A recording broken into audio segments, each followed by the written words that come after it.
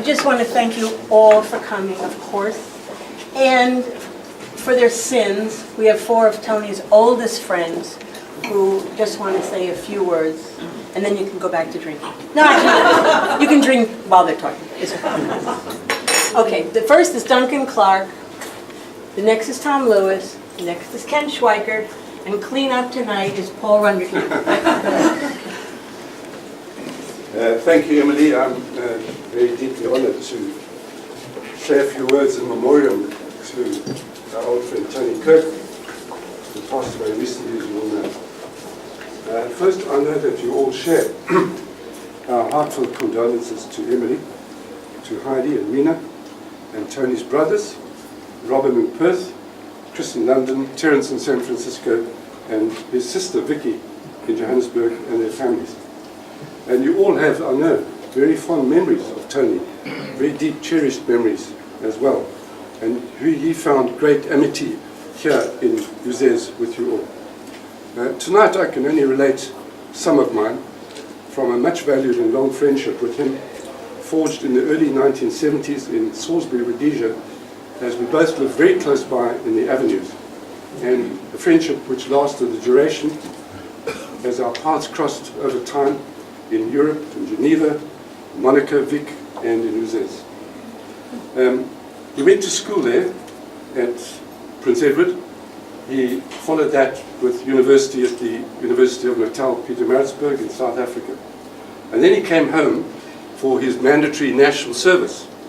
He joined Internal Affairs, sometimes known as Infernal Affairs, and then the Rhodesian Diplomatic Service, acting for the government in Pretoria and what was then Lorenzo Marx, now Maputo, during the very highly delicate and contentious unilateral declaration of independence era.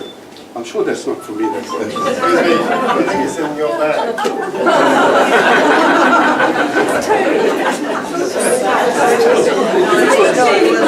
If it was my mother who was trying to call me and she passed away quite a while ago, I'm not sure. Tony's corporate life began in Rhodesia with Mobil Oil, and he had a front row seat on the oil sanctions avoidance game. But unfortunately, that secret history has never seen the light of day. But I can tell you, he knew a great deal about it. In 1968, he was given the very prestigious Byte Scholarship that took him to St. Antony's College in Oxford, where he completed his D4 thesis in 1972. I won't go on about the detail of that. It was about the South African history regarding the Fingers. Later, he came back home and he married Jutta, an East German escapee, who crossed the wall, as it were, who had met originally at the Victoria Falls. He returned home ultimately from England as an accomplished Africanista, as we would call him, an historian. And he published a large number of works on the country, on the politics, on the political economy, some of the best texts that have ever been written in what we call the Rhodesian School of Political Economy. And our historians remember him very well, and they will in future. But unilateral declaration of independence in 1965, with UN sanctions, mandatory and complete, that followed immediately, and the ensuing guerrilla war that kicked off around then and carried on for another 15 years, forced him and his mutual friends in time to leave in voluntary or otherwise forced exile overseas or elsewhere. So in 1974, fearing arrest, he chose to restart his life abroad with Mobil Oil in London, and there where Heidi was born in 1975 while they lived in Oxford. From there, in 1977, he was seconded to Mobil in South Africa, but was refused a visa to stay by the Victoria government at the time. So it was back to Britain. A terrible sentence to pass on a good fellow like him. Fortune intervened, and his old friend here, Tom Lewis, induced him to come to Boston Consulting Group in Munich. And he took that up, where he remained for 4 years or so, and hence he finally learned good, solid, fluent German. And forever after, as you probably know, most of you, he devoured his daily Frankfurter Allgemeine Zeitung, and I don't know how to pronounce that properly, but I always watched him reading this paper with great interest, and always recommended it to me, and of course, I couldn't understand a simple word. After Munich, Tony joined Thyssen-Bornemisza's family office in Monaco for several years, and he became a high-powered corporate suit doing their transactions across the Atlantic and in Europe and elsewhere. Having separated from Jutta in the mid-1980s, he managed the fortunes of Carlo de Benedetti in Geneva, Italy's then wealthiest man, and took on many similar global investment tasks and obligations.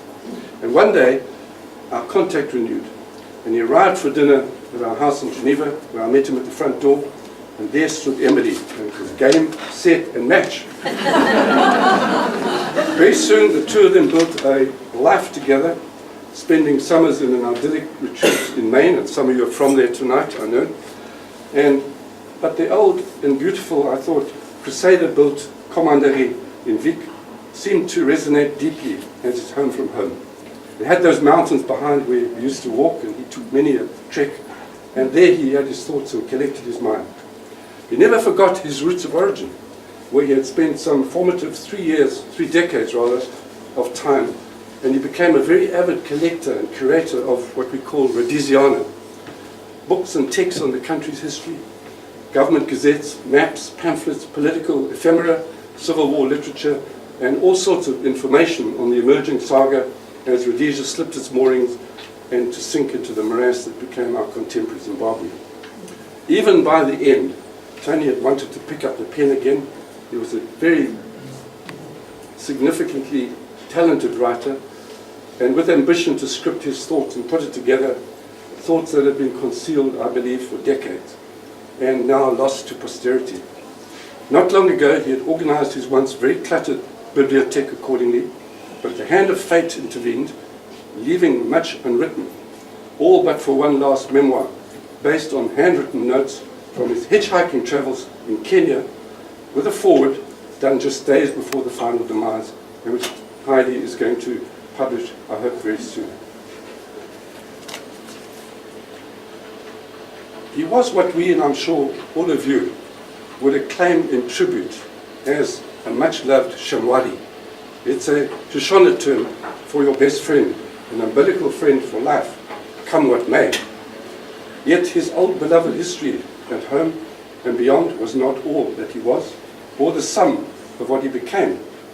And he had many close friends that were made, cultivated, and met right here, all amongst you, in and around Uzes. Innumerable social occasions that were spent with you, that brought delight to his new world, coffee shared in cafes, dinners at home, in and out, diverse discussions, even arguments had, I've been told, and several times wine that has been lubricating the discourses you had with him. This intimate paradise that you created for and with him was of immense value, pleasure, and continued sustenance, which I know he looked forward to daily. Tony was someone invested with an excellent wry and sharp sense of humor, the rare skills of a fine raconteur, combined with a great intellect, knowledge and memory, and calm deliberation. And he was always willing to offer very seasoned, sound advice, allied with great judgment. If there were deep failings that inhabited him, so as to fairly balance this very posthumous tale I tell of him, I quite and honestly cannot find it. There were many varied and wholly admirable sides to Tony's depth of character, evident on display throughout his life. A formidable friend, a great Rhodesian and South African historian, deep thinker, a once corporate soldier, an excellent social companion, a very fine conversationalist, and of course very proud husband, grandfather, and father. But always there was a much-rounded man of impeccable discretion and personal honor, a rare, quiet gentleman of the old school. So that is how I will remember him. Not as one of the Wenwes that we Rhodesians all became, nor the American that he finally elected to be, and even the late-in-life afflictions that he bore with silent courage and without any rancor. For me, he was always an exceptional man, a great Rhodesian.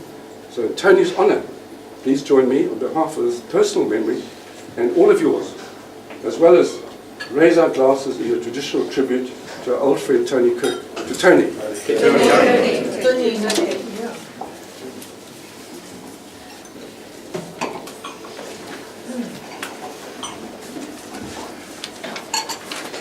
Thank you, Duncan.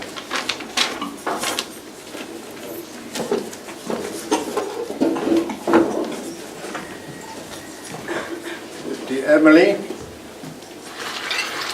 dear Heidi, dear Mina, you have lost a wonderful husband, father and grandfather, and I have lost a wonderful friend. Tony, being the remarkable person he was, had many very close friends, some of them lifelong, like those with Duncan and myself, and many other friends he made along the way. Many of you are here tonight. Each of these friendships have been unique and very special, I know. I would like to tell you just a little about mine, and about the Tony I will always remember. I will try and do so in the cheerful way that he would have wanted. But as you can see, I don't find that too easy.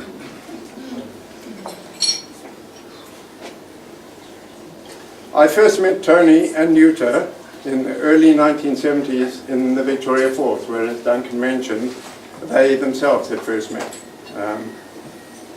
Tony was the economist for Mobil Oil in Rhodesia, and I had an equivalent position for the Rhodesia breweries. So I suppose this must have been some sort of conference for economists. I learned then that Tony had studied in Pietermaritzburg, as had I, although he was there a few years ahead of me. He was thrilled to visit PMB, as we called it, with you, dear Emily, just a few years ago. After Victoria Falls, we met up just a few times in Salisbury before we went our various ways. But when I think back on that period, he seemed already then to be one of my closest friends, despite only having met him so few times. But when I think back on that period, he seemed already then to be one of my closest friends. For many white Rhodesians of that generation, as Duncan has already alluded to, the scramble to find a way forward outside of the country had already started. And it was difficult to know who was doing what and where, even among close friends.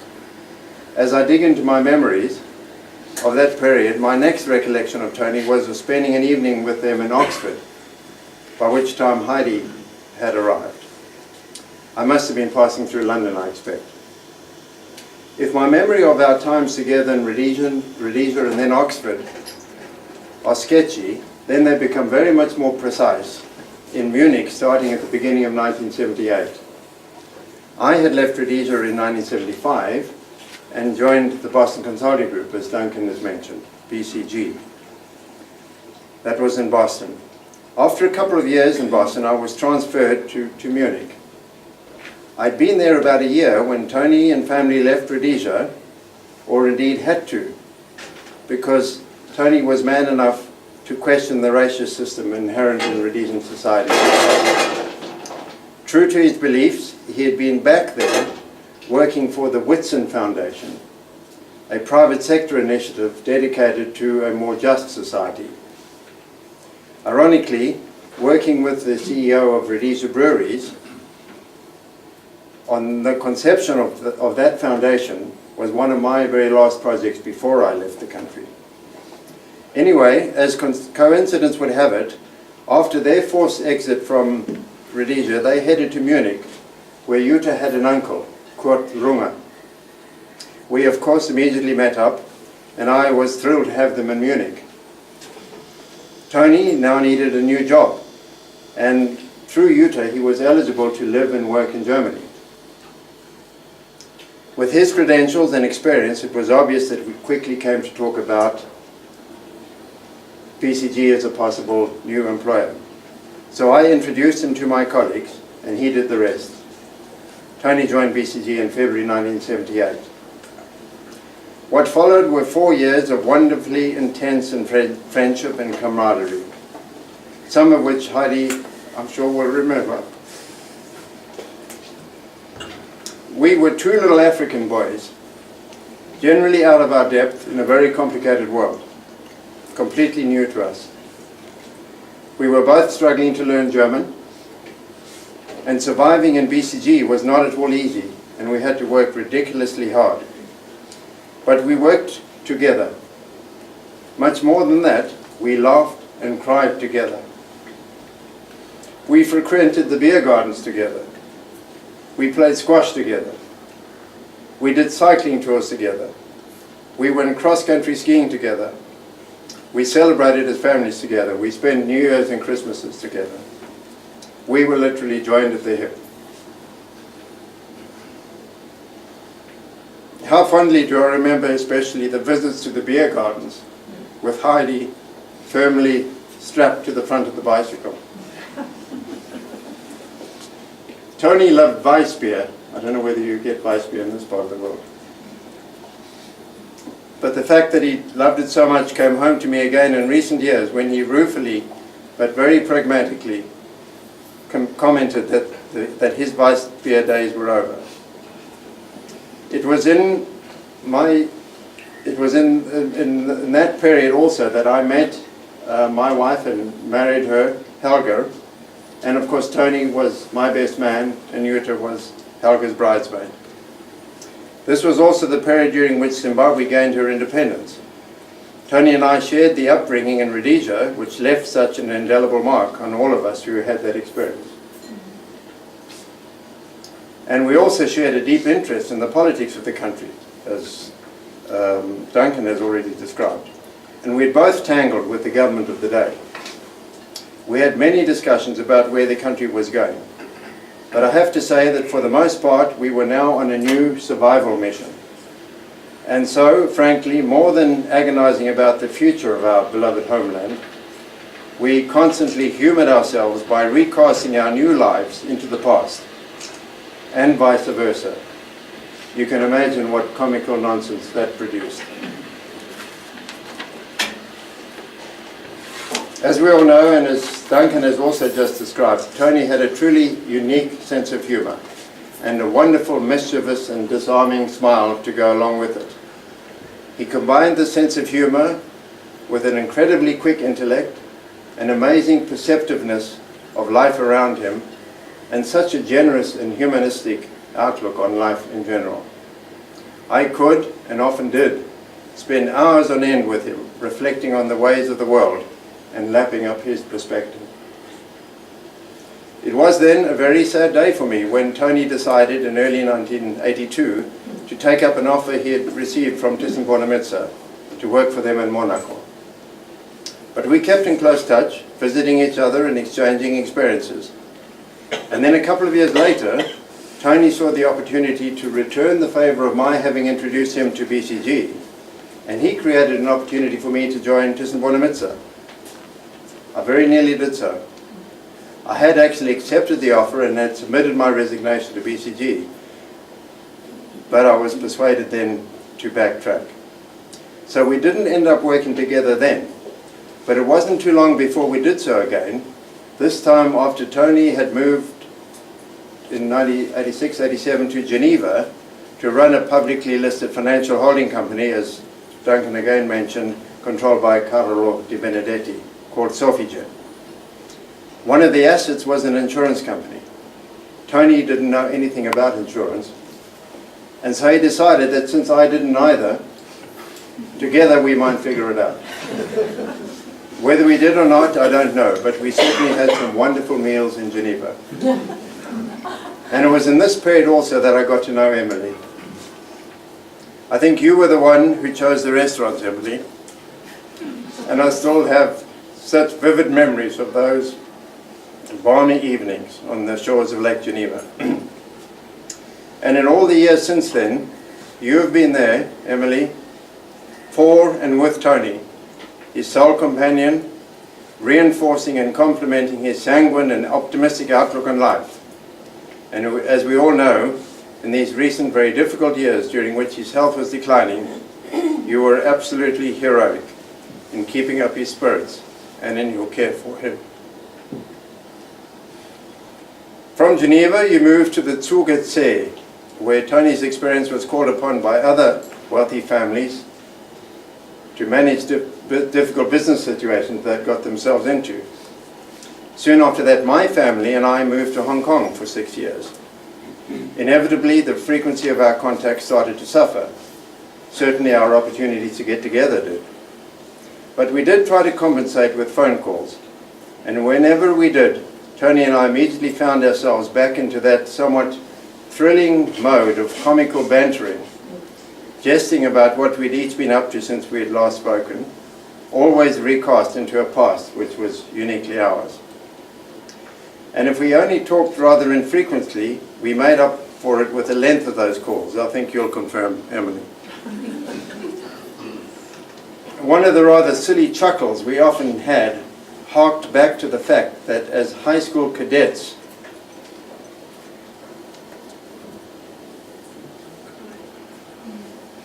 we had both been through the rigors of the Cert A Part 2, Roman numeral 2. If we had had any success in life at all, so our childish logic, then it was because we had been put through the rigors of Cert A Part 2.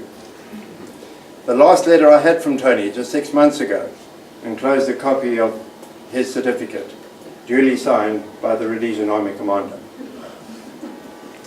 Those phone calls with Tony were at the same time a brief trip down memory lane, a highly perceptive excursion into one of the many secular trends which describe tomorrow's world, and all of this packaged into a bit of brilliant satire.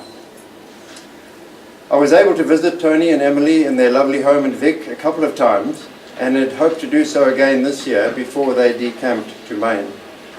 But that wasn't to be, and so it was another of those phone calls which would be my last contact with Tony a few weeks before he passed on. Clearly very weak and suffering a great deal, his voice was beginning to fail him. But the sense of humour and the camaraderie which he radiated was every bit as strong as it was when we first met 45 years ago. And that is how I will always remember him. I feel deeply honoured to have been able to tell you just a little about how I remember my very good friend, my indomitable friend, Tony, your wonderful husband, daughter, father and granddaughter, Emily, Heidi and Mina. And now I would like for us all to raise a glass in his memory. Hambagashi.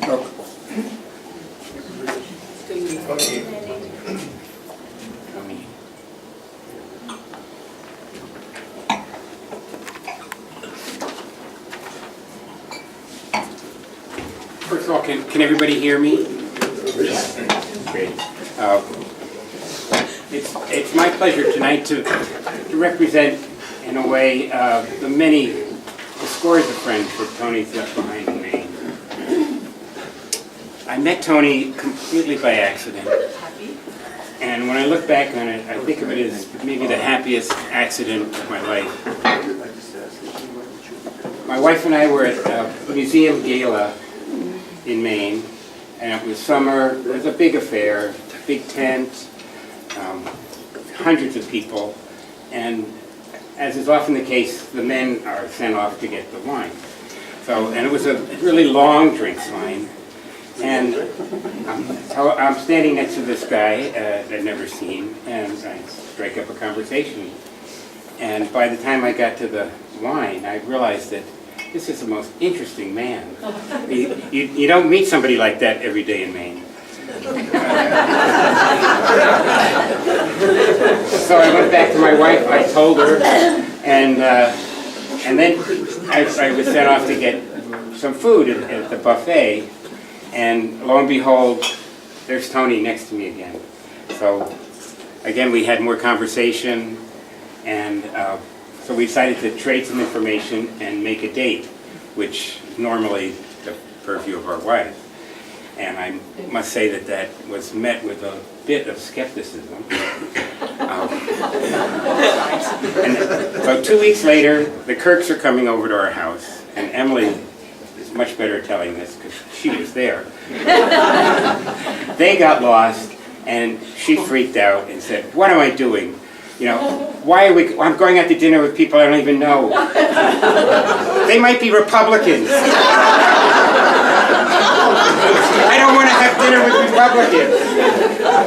Well, lucky for us, they when they drove in the driveway, they saw the back of our cars and they saw our bumper stickers. And so she was relieved to see that they were proper. And we had a great time that evening, and we've been fast friends ever since. As you all know, Tony was a kind and gentle man, and as we would say in the United States, maybe you say here, he didn't have a mean bone in his body. But he had another quality that came home almost every evening, that we would be in his company. Because if you spend any time with the Kirks, you know that lively conversation, vociferous argument, strong opinions are expressed. And so this goes on, and typically Tony would be quiet for a while and wait until everybody had their say, and then he would say something. And what he said every time was the most insightful, concise, and unique point of view. And I would think to myself, there it is. There is the best brain in the room. I just want to share one other thing. 2 nights before Heidi and Mina came for their farewell to Tony, Wendy and I brought some pizza over to have dinner with Emily and Tony. And Tony was pretty ill at that point, but he was able to get up and come to the table with us. And after dinner, Emily and Wendy had gotten up to clear the table, and he was right next to me. And I reached over and I rubbed his back, and I leaned over and I thanked him for being such a great friend and told him I loved him. And he looked back at me with this big smile and a twinkle in his eye, and I could really tell that he was quite pleased with himself. So, anyway, here's a toast to a man who deserved to be well pleased with himself. Yeah. To Tony.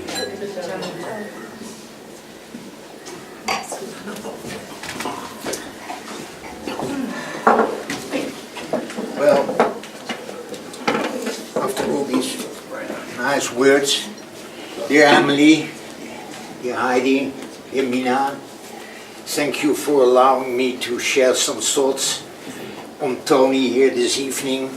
You want me to do a clean-up operation that gives some stress, because I want to focus particularly on the period 1980 to 1987, which includes Tony's Dutch period. And I don't know whether you can call and stay in Holland a cleaning up of the mind. Well, but I will try to elaborate a little bit on it. I go back 35 years ago. Emily and I, we were colleagues, we were sharing the same employer. At the time we worked for Thyssen-Bornemisza Group. It was already mentioned a few times this evening, but I think I should elaborate a little bit on that. This was a family-owned industrial holding, equally active in the United States and Europe. The owner was Baron Thyssen-Bornemisza, a flamboyant person who was more renowned for his art collections and the many marriages he had than the companies he controlled. These companies were indispensable for him to fund said activities. Emily was the in-house legal counsel in the New York office. I held the same function in the office in Amstelveen, the Netherlands. But I can tell you, Emily was the smartest. She was as a knife. Tony came into my, but I should say, Emily, you should say our life, in February '82, when he joined the Thyssen-Bornemisza Group. Initially, Tony was the planning officer in the Monaco head office, where he instantly had to apply the skills he had developed in the Rhodesian diplomatic services, as it was not always very clear whether his colleagues in said office were looking after the interest of the company, as it should be, or whether they were pursuing their personal interest. Instantly, Tony applied also the competences he had developed when working for the Boston Consulting Group prior to TBG.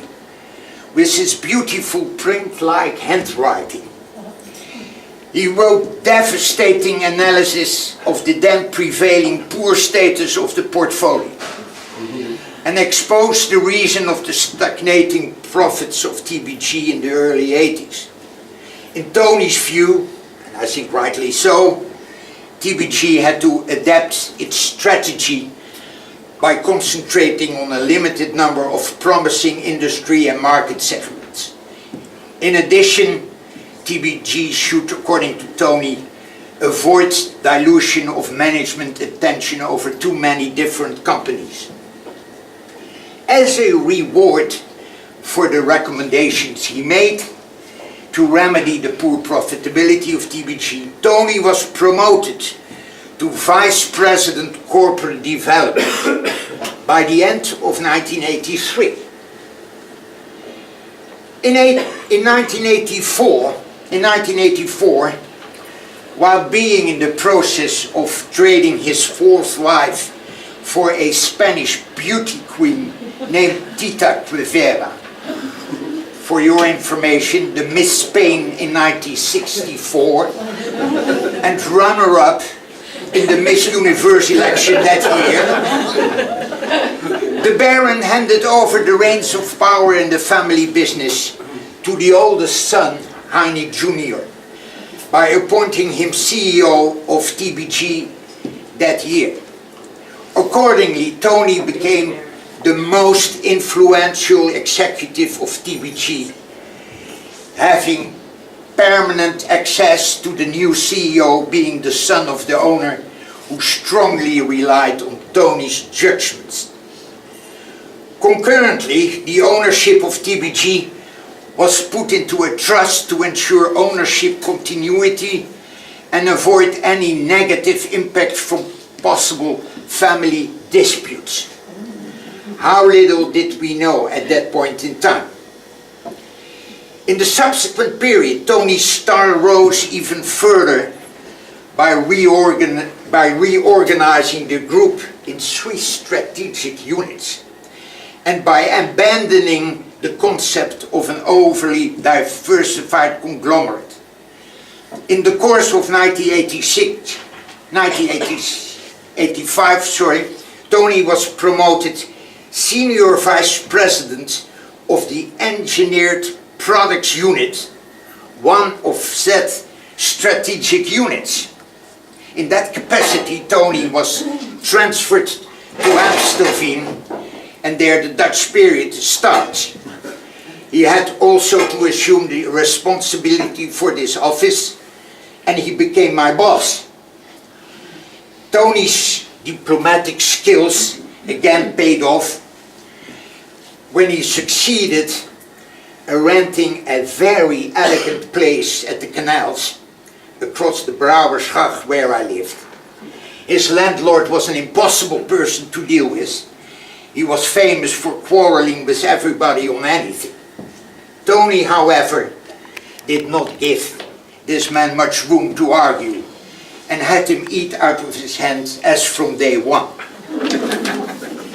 Particularly during this period in Holland, Tony and I became close friends, which was even further strengthened in that Emily came visiting the Brouwersgracht on a regular basis. The 4 of us, with my wife, had hilarious evenings which most of the time ended up in the Papeneiland. Some of you who have been in Amsterdam, this is a famous local pub at the corner of Prinsengracht and Brouwersgracht. If needed, we could reach our homes on our knees.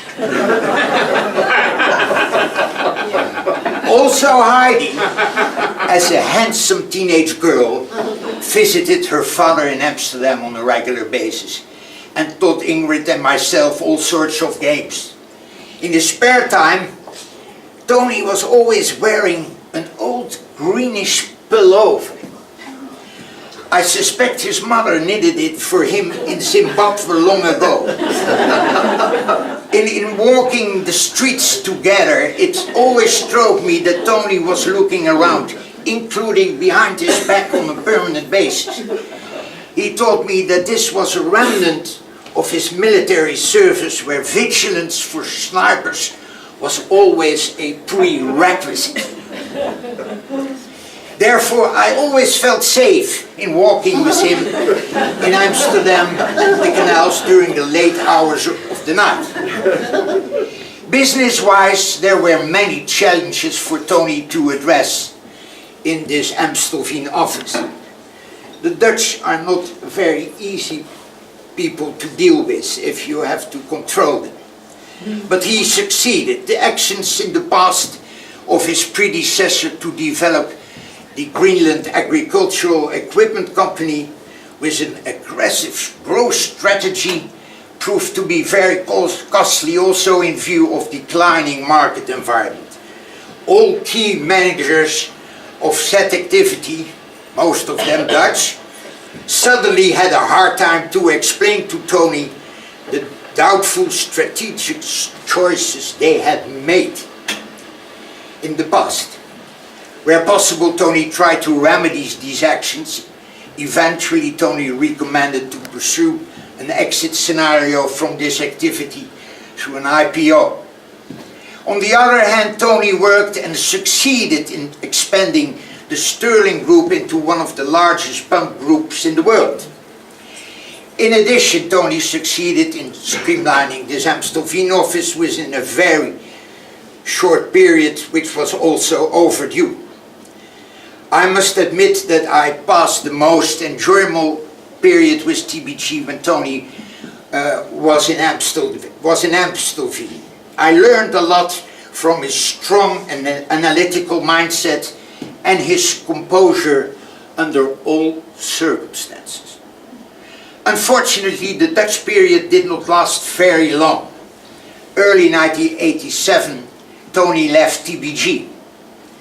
In reading David Litchfield's written history of the Thyssen family, which was published in 2006, the title The Thyssen Art Macabre, we now understand why Tony did so. It was all shame and scandal in the family after the Baron married, eventually said Tita, his fifth wife, and adopted her son Borja from a previous relationship with Lex Barker. Those of you who are familiar in the film business, he was the actor who played Tarzan after Johnny Weissman. Yes. I help you, Lynn. This Borja was barred by the other siblings of the Baron from becoming a beneficiary of the trust assets. Eventually, the Baron ended up inviting his oldest son, the CEO of TBG, in a Bermudan court, which was a sad story, in an effort to dismantle the trust that was ironically set up to avoid family disputes. Yeah. Undoubtedly, these circumstances diminished TBG capability to advance the growth of its business. Accordingly, Tony left the Brouwersgracht, which I obviously regretted, and moved together with Emily to Geneva. It was extensively discussed and already by my predecessors here, and he was pursuing a successful career, as you have heard, outside TBG. I left a few years later. Fortunately, the friendship with you, Emily, and Tony continued. I do recall that the two of you were extremely happy when Ingrid and I were visiting you in Watchfield, Geneva, and thereafter in Vic, and of course in Maine. Our children fondly remember our visit to Maine. Even the refusal of the whales to show up during our boat ride was unable to spoil an hilarious stay with you and Tony in Maine. And we do remember how elated you and Tony were upon the arrival of Mina. In pursuing both his professional career and his hobbies, Tony applied enormous efforts to reach perfection. This was also the case in developing his bike riding capabilities. He bought himself a state-of-the-art racing bike in Switzerland, and several times he invited me to join him in his trading rides around Geneva, during which we climbed ferocious mountains like the Mont Salève and other steep hills in the Jura. He turned out to be a very talented climber who never gave up and was even cleverly concealing if he was tired. In the end, Tony was not able to conceal that, and he was losing powers as a result of his sickness. For you, Emily, and for you, Heidi, and for you, Mina, it is hard to accept that everything passes in life, and that you have lost such a wonderful husband, dad, and grandpa. And I hope that I can speak on behalf of all of you that we will cherish the fond memories of Tony. Thank you. Cheers. Well done. That concludes the business portion. Enjoy.